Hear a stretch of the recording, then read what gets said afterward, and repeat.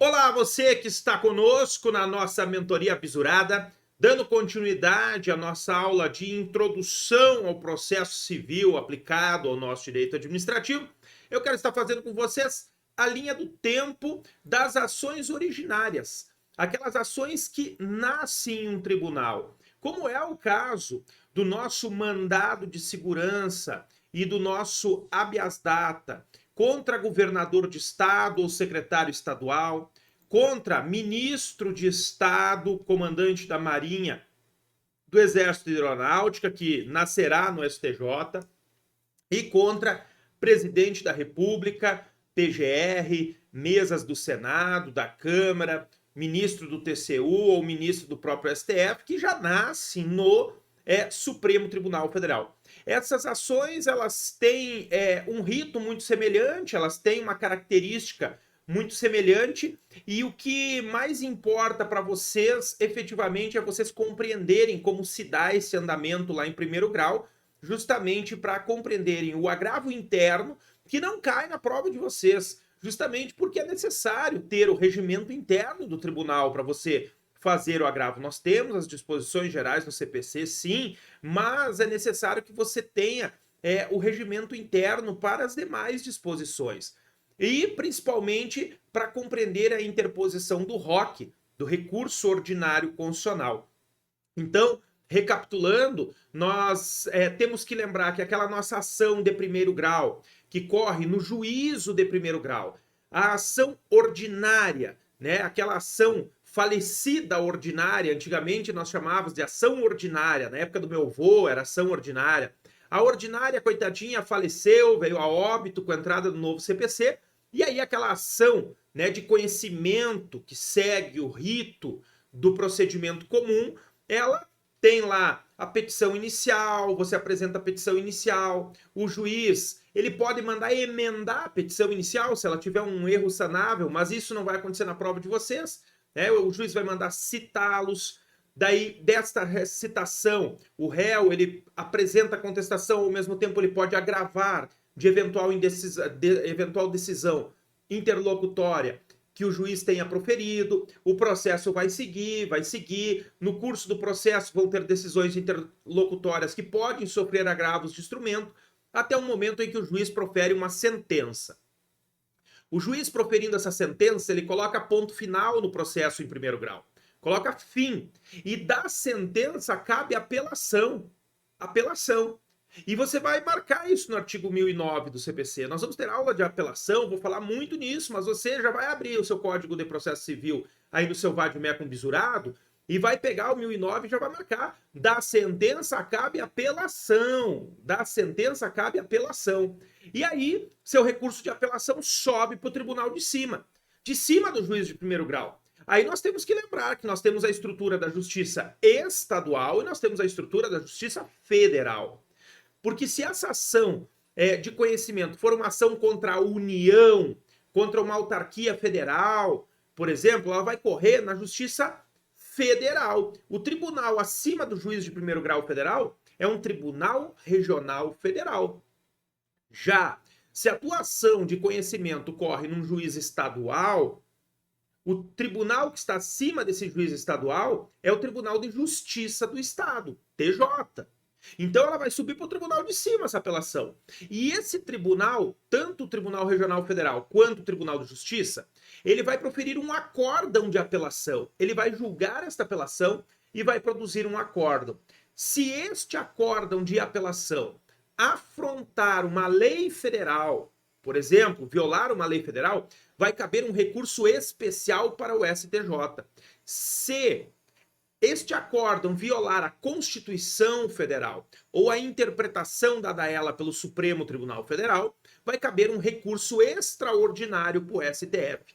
Essa é basicamente a linha do tempo da nossa ação de conhecimento lá em primeiro grau.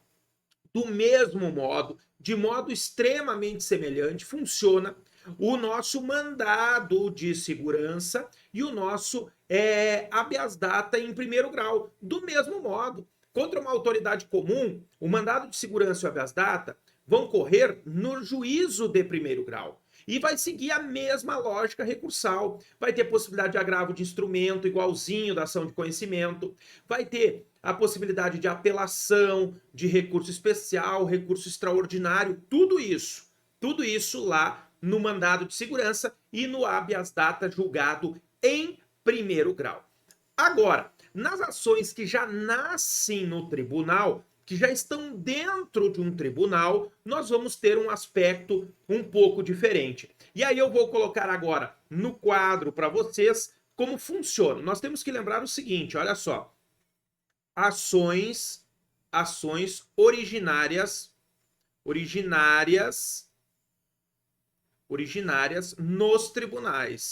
nos tribunais. Pessoal, as ações originárias nos tribunais aqui, nós vamos ter o nosso mandado de segurança, o nosso habeas data, nós teremos aqui nos tribunais o nosso mandado de injunção e a nossa reclamação. Na verdade, esses dois aqui não são nossos, são ações constitucionais, tá? Então, o que nós vamos ter? Eu vou fazer a linha do tempo para vocês desses dois aqui que são nossos, embora o habeas data nunca tenha caído nenhuma vez na era FGV, apenas o mandado de segurança, para nós compreendermos. Essas ações originárias, elas vão ter fundamento no artigo 102, inciso 1 da CF, 102, inciso 1, e no artigo 105, inciso 1 da CF, e no artigo 125, parágrafo 1º da CF, tá? O que vai dizer lá o 125, parágrafo 1º? Agora deixa só eu lembrar se é o 125, parágrafo 1º, ou é o parágrafo único, só para eu conferir, porque efetivamente eu não lembro se é um parágrafo único ou tem um parágrafo 1º, mas eu acho que é um 125, parágrafo 1º. Deixa eu só conferir para vocês aqui, para não tocar nenhum horror na mente de vocês. Parágrafo 1º, isso aí mesmo, tá? É isso mesmo. O que é esse artigo 125, parágrafo 1º? E aí eu vou mostrar para vocês agora, olha só. Vai dizer o seguinte: os estados organizarão sua justiça, observados os princípios estabelecidos nessa Constituição. Parágrafo 1º, que é o nosso. A competência dos tribunais será definida na Constituição do Estado, sendo a lei de organização judiciária de iniciativa do Tribunal de Justiça. Então, cada estado define as suas normas de competência. E aí, as 26 constituições do Estado, mais a lei orgânica do Distrito Federal, prevêem a competência do Tribunal de Justiça para processar e julgar mandados de segurança e habeas data contra atos do governador do Estado e secretário estadual. Cada Constituição tem outras autoridades diferentes, mas essas duas autoridades figuram aqui nessa previsão da ação originária, ok, pessoal? Então, nós temos esses três dispositivos: artigo 102, inciso 1, artigo 105, inciso 1, artigo 125, parágrafo 1º. Esses dois aqui nós teremos as alíneas.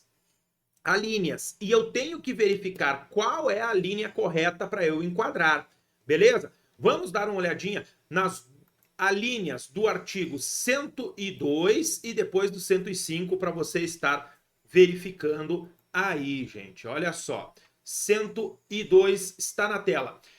Compete ao Supremo Tribunal Federal, principalmente a guarda da Constituição, cabendo-lhe 1. Processar e julgar originariamente ações que nascem, têm origem no Supremo Tribunal Federal. O teu mandado de segurança e o teu habeas data, esse que eu estou falando, que nasce no tribunal, ele nunca passará na mão de um juiz de primeiro grau. Ele já vai nascer no balcão do STF. Tem que saber isso. Olha só, a linha D, o habeas corpus, que não é nosso aqui, mas o habeas corpus sendo paciente, qualquer uma das pessoas referidas nas alíneas anteriores, agora sim, ó. O mandado de segurança e o habeas data mandado de segurança e habeas data contra atos do presidente da República, das mesas da Câmara dos Deputados e do Senado Federal, do Tribunal de Contas da União, do Procurador-Geral da República e do próprio Supremo Tribunal Federal. Esses habeas data e esses mandados de segurança aqui nascem no STF. São essas ações que eu quero explicar a linha do tempo para vocês. Agora, você vai lá para o artigo 105, inciso 1. Do mesmo modo, artigo 105, inciso 1. Olha o que vai dizer, está na tela, né? Está na tela para vocês. Olhe comigo, ó.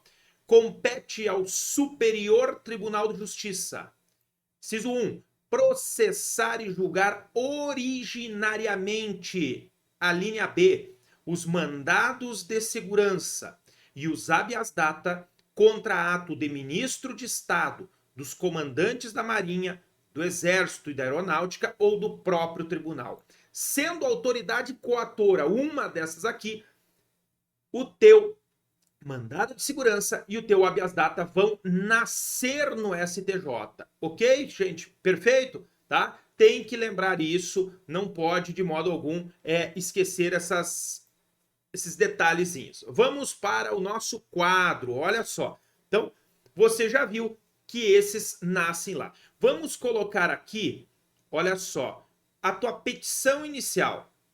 A petição inicial de um mandado de segurança, de um habeas data que nasce num tribunal. Eu vou explicar de modo genérico, tanto que seja no TJ, como no STJ ou no STF, qualquer um deles, beleza? Você apresentou a sua petição inicial do mandado de segurança do habeas data. Você fez alguns pedidos. No habeas data não tem pedido liminar, não aparece, mas no mandado de segurança tem. Você pode pedir a liminar. Dentre esses pedidos, você pediu a liminar. Você pediu a notificação da autoridade coatora para apresentar informações, você pediu intimação do membro do Ministério Público, você pediu juntada da prova documental pré-constituída, você fez vários pedidos. Se houver uma decisão sobre a liminar, por exemplo, qualquer decisão interlocutória aqui, uma decisão sobre a liminar, deferindo ou indeferindo esta decisão, veja comigo, se ela fosse lá no juiz de primeiro grau, caberia agravo de instrumento para o tribunal de cima, lembra? Só que aqui você já está dentro de um tribunal, você já está. E aí, qual o recurso que você vai atacar esta decisão aqui? Qual? O agravo interno. Esse é o nome. Por que agravo interno? Porque já está dentro do tribunal. O agravo de instrumento está fora do tribunal. Então você pega e manda lá para o tribunal. Pega como se fosse um aviãozinho e manda para o tribunal. Aqui você já está dentro. Essas ações aqui, quando chegam no tribunal, elas são distribuídas a um relator. Então, o presidente do tribunal distribui para um relator. E este relator, em qualquer um dos tribunais, no TJ, no TRF, no STJ, no STF, qualquer um dos tribunais, sempre terá um relator que vai conduzir monocraticamente o processo até o julgamento. Então, quando o teu mandado de segurança, o teu habeas data, bateu aqui no balcão do STF, do STJ ou do TJ, o presidente distribuiu para um relator. E este relator conduz este processo até o final. Então, essas decisões aqui, ó, que analisam se concede ou não a liminar, se dá ou não a liminar e outras decisões monocráticas no curso dessa ação, são atacadas por agravo interno. Agravo interno. Tem que lembrar disso. Ele é o irmão gêmeo do agravo de instrumento. Ele é o irmão gêmeo do agravo de instrumento, só que no tribunal. Já está dentro do tribunal. Abre o teu CPC, quero mostrar para você. Quero mostrar para você o agravo interno lá no artigo 1021. Vai para o artigo 1021, tá na tela, olha comigo, ó. contra a decisão proferida pelo relator, caberá agravo interno para o respectivo órgão colegiado, observadas quanto ao processamento as regras do regimento interno do tribunal. Por isso que eu digo para você fazer um agravo interno, você tem que conhecer o regimento interno do tribunal. Ó, na petição do agravo interno, o recorrente impugnará especificamente os fundamentos da decisão agravada. O agravo será dirigido ao relator, que intimará o agravado para manifestar sobre o recurso no prazo de 15 dias, ele vai apresentar as contrarrazões, ao final do qual, não havendo retratação pelo relator, é ele reconsiderar a decisão dele, ele se retratar, não, eu corrijo minha decisão. Se ele corrigir a decisão, o recurso não sobe para o colegiado dele. O que é o colegiado? É uma turma ou uma câmara. Cada tribunal é dividido em turmas ou câmaras. Lá no STF tem a primeira câmara, a primeira turma e a segunda turma. Lá no STJ tem a primeira, a segunda, a terceira, a quarta, a quinta, a sexta, a sétima, a oitava turma. Então, cada relator integra uma turma. Aí, essa decisão, né, se ele não reconsiderar, o agravo interno sobe para a turma dele. E aí a turma julga o agravo interno, corrigindo, reformando a decisão do relator ou não. Tá? O relator levá-lo a julgamento pelo órgão colegiado com inclusão em pauta. Então aqui é um ponto muito importante para vocês compreenderem o agravo interno. O agravo interno, ele é um agravo irmão gêmeo do agravo de instrumento, no mandado de segurança e no habeas data. A única diferença é essa. Na ação de primeiro grau, está correndo no juiz de primeiro grau, o agravo vai para o tribunal de cima. Aqui fica dentro do tribunal. Vai para o órgão colegiado que o relator integra. Essa decisão aqui, ó, é do relator. Relator. Todas as decisões interlocutórias que vierem a ocorrer aqui no curso dessa ação são proferidas pelo relator, tá? E cabe agravo interno. Agravo interno. Bom, veja comigo o seguinte: os regimentos internos, o regimento interno de cada tribunal prevê algumas situações que o relator pode levar a julgamento de todo o colegiado dele, ou até do plenário do tribunal. Quando for uma matéria relevante, quando for uma matéria que ultrapasse, que o relator queira ouvir o colegiado, ele leva para o plenário. Isso acontece muito no STF. Ou o relator toma uma decisão liminar, que é uma medida cautelar chamada no STF, ele toma uma decisão liminar sozinho, ad referendum do plenário, e aí convoca o plenário para o plenário referendar aquela decisão dele ou cassar aquela decisão, ou ele coloca em mesa para o plenário todo decidir. Pode acontecer, tá? Mas aqui para nossa prova, nós temos que saber que é isso aqui, ó. É uma decisão liminar tomada por um relator no curso de uma ação originária dessa. Bom, chegou o final do processo. Vai ter que ter uma decisão final. E que decisão final é essa? Vocês têm que saber o seguinte: um tribunal não profere sentença. Quem profere sentença é juiz de primeiro grau. Tribunal profere acórdão. Ó, acórdão. Acórdão. Um tribunal profere acórdão. Só quem profere sentença é juiz de primeiro grau. O mandado de segurança e o habeas data, que forem processados lá no juiz de primeiro grau, terá uma decisão terminativa em primeiro grau que se chamará sentença. Aqui vai correr igualzinho, chega no final tem um acórdão. Um acórdão.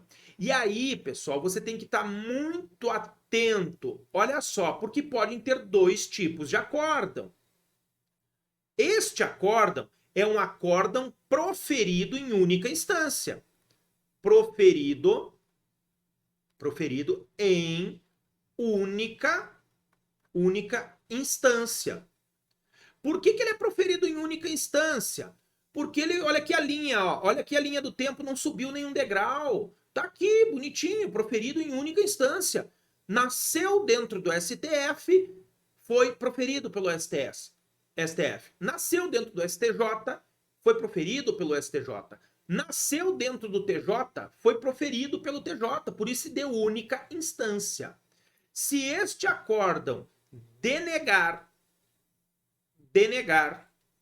a segurança ou a ordem de habeas data, denegar a segurança ou a ordem de habeas data, caberá um recurso como se fosse uma apelação.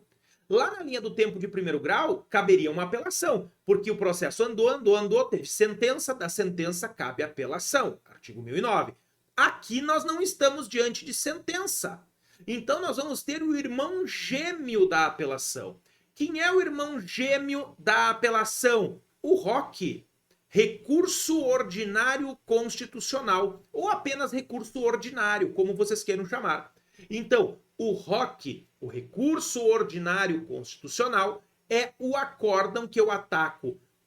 O acórdão é um recurso que eu ataco um acórdão proferido em única instância que denegou a segurança ou denegou a ordem de habeas data. É ROC, tá? Ele vai subir para o tribunal de cima. Se essa linha do tempo era do TJ, o ROC sobe para o STJ. STJ.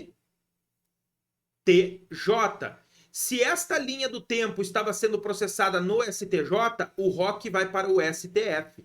Sempre subindo um degrau. De acórdão proferido em única instância por Tribunal de Justiça que denegou a segurança ou a ordem de habeas data, caberá recurso ordinário constitucional para o STJ. Em acórdão proferido em única instância que denegou a segurança ou denegou a ordem de habeas data que corria no STJ, caberá ROC para o STF. Para o STF, sempre subindo um degrau. Deixa eu apagar aqui o meu quadro, que aí eu vou mostrar para vocês aqui como que funciona, tá? Como que funciona essa questão como funciona, pessoal, essa questão da escadinha que você tem que lembrar sempre, beleza? Olha aqui comigo, ó. Então, correu na linha do tempo do TJ. ROC para o STJ. STJ. Correu a linha do tempo lá, o processo nasceu no STJ. ROC para o STF.